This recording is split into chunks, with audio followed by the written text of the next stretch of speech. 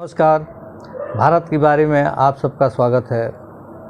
दोस्तों, इस समय अपने देश में एक अलग प्रकार की राजनीति चल रही है, जिसमें बहुत सारे मुद्दे एक साथ दिखाई पड़ रहे हैं। उसमें सबसे महत्वपूर्ण हो जाता है कि सारा विपक्ष एकजुट होकर के और अपना नामकरण एक नए सिरे से किया है, जिसका नाम इंडिया रखा गया है।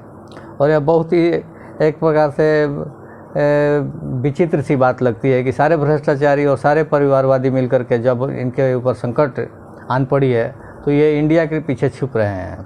और आज प्रधानमंत्री ने इन्हें एक प्रकार से ललकारा है और बोला है कि आप इंडिया तो कोई भी, जैसे ईस्ट इंडिया कंपनी अंग्रेज़ों ने अपना नामकरण किया और यहाँ पर शासन भारत को गुलाम बनाया, वैसे आज कई आतंकी संगठन भी इंडिया लगा करके अपने नाम के पीछे उसके आड़ में भारत के खिलाफ काम करते हैं। तो ये लोग भी एक प्रकार से इसके पीछे छिपना चाहते हैं और कैसे भी करके अपनी सत्ता को फिर से प्राप्त करना चाहते हैं, अपनी शक्तियों को पुनः स्थापित करना चाहते हैं।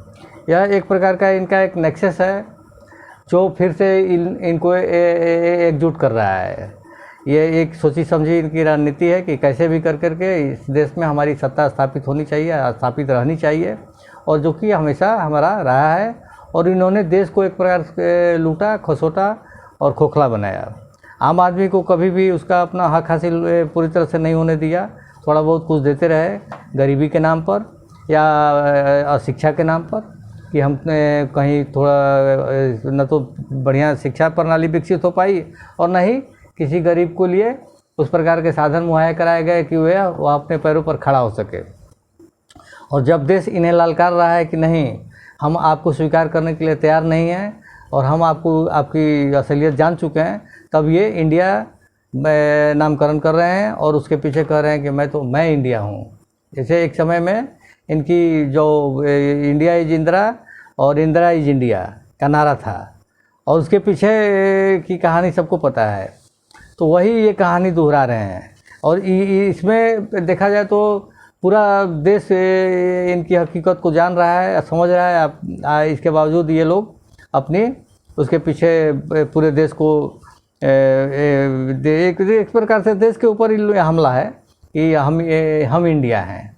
लेकिन हम सबको सचेत रहना होगा, हम सबको सोचना पड़ेगा कि कौन सही अर्थों में इस देश के लिए काम कर रहा है और कौन इस देश के ऊपर अपनी योग्यता नहीं होने के बावजूद चाहता है कि नहीं, मेरी शासन बनी रहे, एक परिवार का शासन चलता रहे और परिवारवाद कायम रहे और भ्रष्टाचार बदस्तूर जारी रहे।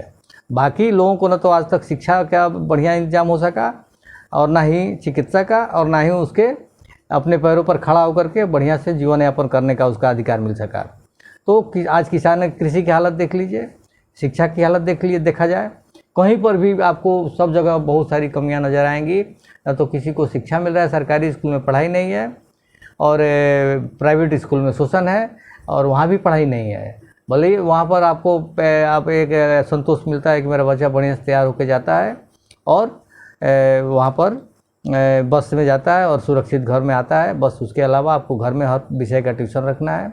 किसान की हालत देख लीजिए, आज बरसात नहीं हो रही है और उसका खेत परती पड़ा हुआ है और पानी के अभाव में सिंचाई का साधन आज 75-80 साल आज़ादी को हो गए, लेकिन अभी तक सिंचाई का साधन किसी को समुचित रूप से नहीं मिल पाया, न पीने का पानी के समुचित प्रबंध हो पाया है। हाँ, इसमें कुछ प्रगति हो रही है, लेकिन शिक्षा के ऊपर तो मैं ये दावे के साथ कह सकता हूँ कि नरेंद्र मोदी सरकार भी पूरी तरह से विफल रही है। इनको इसके ऊपर ध्यान देना ही पड़ेगा, देना चाहिए। शिक्षा हर लोगों को सस्ती और निःशुल्क होनी चाहिए, जो कि बहुत ही महंगी होती जा रही है। और न्याय प्रणाली को देख लीजिए तो सारे भ्रष्टाचारी इंडिया के पीछे छिप रहे हैं। तो न्याय प्रणाली कहाँ पर खड़ी है?